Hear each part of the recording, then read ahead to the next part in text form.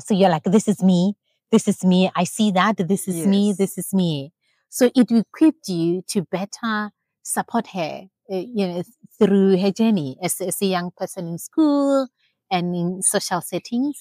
Um, Correct. But and I suppose also in a way because so although we've got dyslexia in our family, Mm, like from my siblings to some of the grandchildren, it's not actually stopped us from achieving what we've wanted. So mm, in a like my siblings, they studied in the 80s. uh-huh. And my parents, and they were immigrants from India, had the little shop business, but they'd managed to send all of us to university. So with Mm, all of that, they all have degrees as well. sure.